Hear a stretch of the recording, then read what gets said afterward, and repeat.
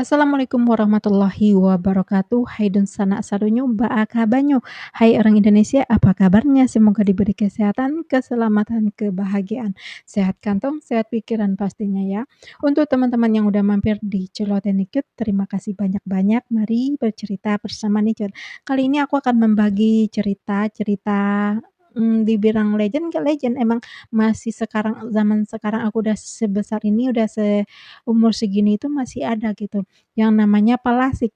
Palasik itu kalau dibilang itu dia mirip dengan kuyang teman-teman, tapi bedanya itu kalau, kuyang itu dia kan sama organ organ tubuhnya, organ dalam itu kebawa semua gitu. Sedangkan kalau palasik tempat aku itu ya umpamanya kalau palasik buntung gitu, itu cuma leher leher ke kepala doang yang ini gitu, yang terbang gitu, itu namanya palasik kudung. Tapi kalau palasik yang biasa gitu dia kayak, ya ini dong teman-teman, kayak, apa namanya, kayak manusia gitu, tapi dia kayak, raganya doang itu nggak tahu di mana gitu, paham nggak sih?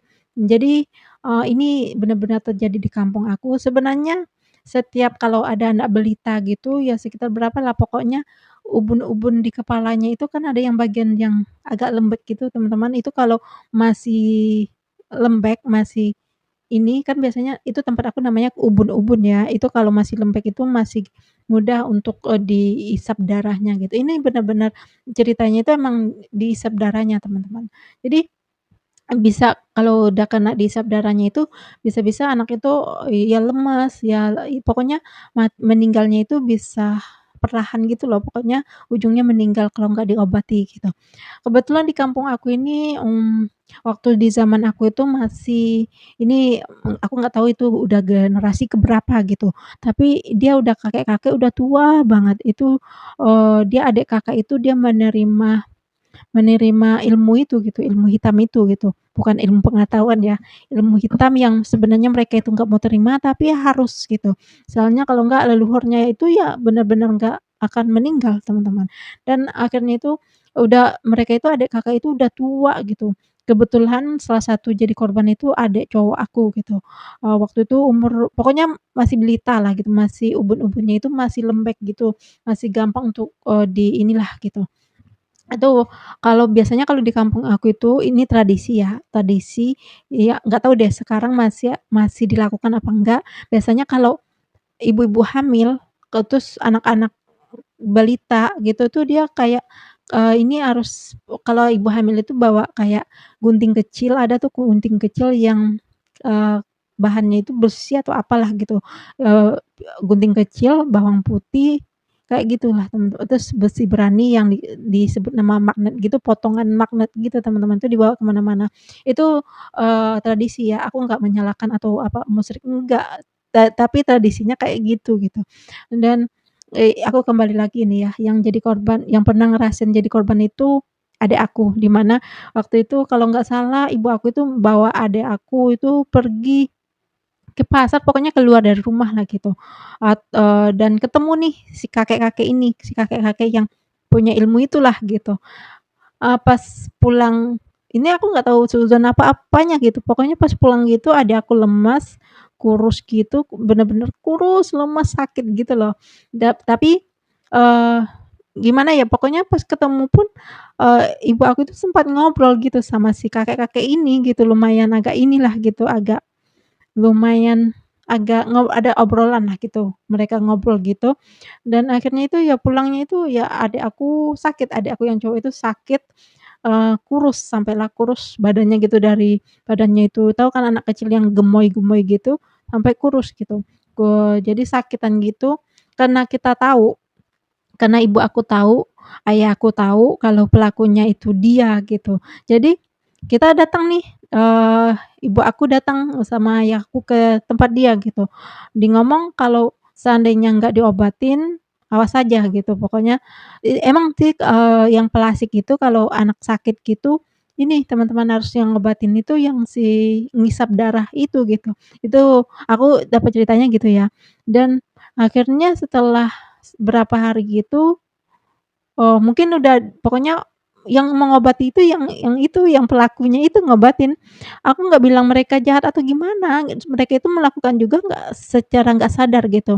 Ya ibaratnya aku nggak tahu setan apa jinnya, pokoknya yang masuk ke tubuh dia lah gitu, jadi yang menggunakan raga dia gitu. Jadinya disembuhkan, ya sembuh sih tapi, kayak badan adik aku itu kurus teman-teman, sampai sekarang udah gede pun dia kurus gitu, kurus kering gitu, kurus dibilang krempeng lah gitu, kecil gitu. Dan, setelah aku ngerantau gitu masih tetap mereka udah kan si kakek sama kakaknya ini, kakaknya cewek, pokoknya dia kakak adik ini kan dia nerima yang namanya ilmu hitam itu ya, yang mereka jadi pelasik nih. Itu, eee, dia itu meninggalnya susah. Jadi, mau nggak mau abis itu yang nerima itu anaknya, ceweknya 2 orang yang udah berkeluarga, sebenarnya mereka juga nggak mau menerima gitu, kasihan juga sih ngelihatnya gitu. Jadi mereka udah ini gitu. Jadi, yang adik kakak ini, yang satunya yang bikin adik aku sakit dan menyembuhkan adik aku juga, itu udah meninggal akhirnya, dan kakaknya yang cewek juga udah meninggal, dan akhirnya turunnya itu ke 2 orang, yaitu yang anaknya yang cewek-cewek gitu, yang cewek-cewek. Dan, setelah aku ngerantau pun aku dapat cerita gitu juga, eee, ada nih, masih temen aku udah punya anak gitu, terus sakit-sakitan gitu, dan akhirnya itu sama adeknya, adek yang teman aku ini digebukin sampai babak belur. Itu ibu-ibu tuh perempuan, pokoknya kalian tahu kan, lihat ibu-ibu dipukulin gitu, sebenarnya gimana ya, mau nyalain siapa juga salah gitu, maksudnya kasihan ngelihat dia digebukin, dia ngelakuin itu juga dia di luar kesadaran dia gitu ya, namanya jin lah, setan yang masuk tubuh dia kan. Dan akhirnya ya udah, pokoknya di ini, udah dibilang kalau, apa namanya, kalau nggak diobatin awas saja gitu, pokoknya diancam gitulah gitu. Dan akhirnya ya udah diobatin, kalau enggak dia bakalan dibikin babak belur sampai, keponakannya itu sembuh gitu. Itu bener-bener masih terjadi gitu di kampung aku gitu. Dan aku itu alhamdulillah ya, namanya kayak setan apa gitu itu alhamdulillah Tuhan itu kayak setan itu masuk jin ya, jin itu aku alhamdulillah aku nggak pernah ngelihat yang seserem-serem-seremnya gitu, maksudnya yang paling serem gitu-gitu nggak ada gitu.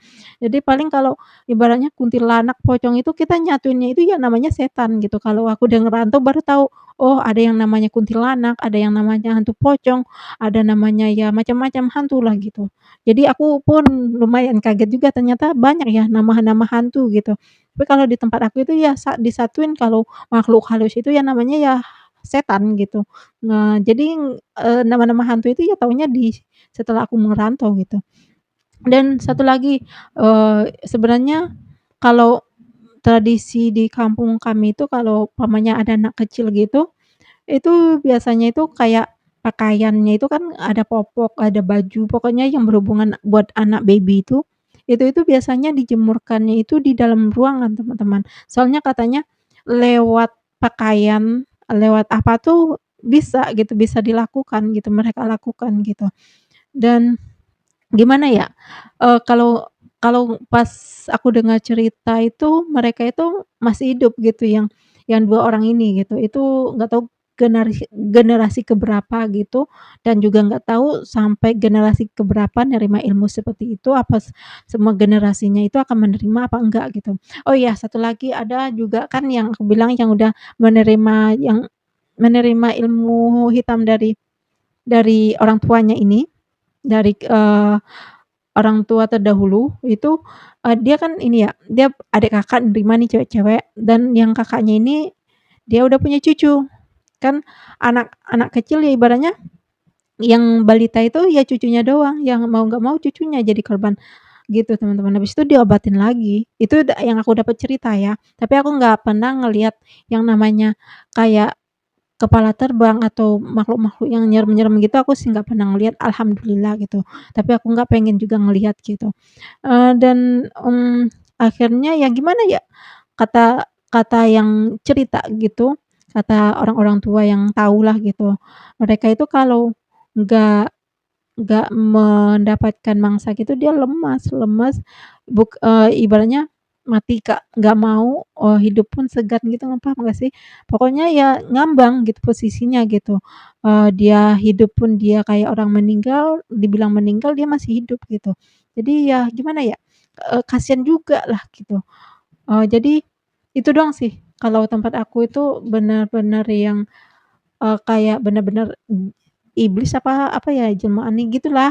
Itu yang berwujud manusia itu ya pelasik gitu, yang pelasik yang benar-benar mempunyai sifat kayak setan gitu, pelasik gitu, yang nyata orangnya gitu. Jadi, terkadang kalau ini ya, jadi kan orang-orang ngomong juga gitu, nanti dia meninggalnya juga susah, nerimanya juga mau nggak mau anak mereka gitu. Ini ceritanya kayak gini teman-teman, umpamanya nih ya, yang tadi kan, yang tadi yang adik Kakak yang pertama yang adik aku yang korbannya itu kan yang cowok yang ngelakuinnya itu, dia punya anak, nggak mau diturunkan ke anak atau keponakannya. Jadi yang dapat keturunan itu kan yang 2 orang, yang ini yang generasi berikutnya ya, cewek-cewek. Dia itu udah punya anak juga, di mana anaknya itu juga cewek-cewek gitu. Ya kasihan juga gitu, pokoknya kalau, mereka itu kalau udah jalan gitu kan orang berbisik-bisik. Risih nggak sih kalau setiap ini ketemu orang gitu, terus, di antar kerumunan gitu kita diomongin gitu. Sebenarnya juga gimana ya, kasihan tapi kayak kita tapi jahat gitu, ngerti nggak sih? Jahatnya itu bukan pure dari mereka, mereka itu kalau komunikasi itu sopan banget, bener-bener sopan gitu. Tapi kalau udah datang waktunya mereka mangsa, ya mangsa gitu. Kalau nggak ada berita di sekitar gitu, pokoknya tetangga-tetangga di sana kalau dia ada cucu, ya cucunya kena gitu, itulah teman-teman. Jadi, gimana ya, kalau cara musnahin pun, belum tahu, merekanya belum tahu cara memusnahkan ilmu itu mereka belum tahu gitu. Jadi mereka ya udah menerima takdirnya, suratannya, yang nerima ilmu itu, kalau enggak yang penerima ini nggak bakalan bisa meninggal gitu, maksudnya nggak bakalan susah meninggal sih bisa, itu kan kuasa Tuhan ya, seizin Tuhan ya. Tapi karena mereka itu punya ilmu yang sangat sesat gitu ya susah gitu. Jadi kayak Tuhan itu memperlihatkan kita kalau nih perilaku yang musyrik, yang yang kita lihat penyiksaan di dunia nyata aja itu kayaknya serem ya, apalagi di akhirat nanti gitu. Jadi, gimana ya, benar-benar inilah bikin bingung lah gitu ilmu itu gitu. Jadi sampai segini dulu aku berbagi ceritanya tentang Palasik. Sebenarnya kalau cerita Palasik di film-film sama yang aku alami itu nggak seserem itu banget sih teman-teman, maksudnya, cuma sebatas ya gitu doang. Maksudnya, kalau narasinya itu super super seram kan, kalau di kita itu mah enggak gitu, maksudnya udah biasa, hidup berbaur sama, yang Palasik ini gitu. Tapi pas ya udah kalau dia ada korban, ada anaknya, kita udah tahu aja gitu kalau mereka pelakunya mereka pun kayak, gimana ya, mau mengelak pun emang mereka ngelakuin gitu, tapi di luar kesadaran mereka gitu, itu sih kasihannya gitu. Tapi ya gimana lagi leluhurnya mereka, menganut ilmu seperti itu, ya terima-terima aja kan. Ya segini dulu cerita aku, next video kita akan berjumpa lagi dengan cerita pengalaman hidup yang menarik.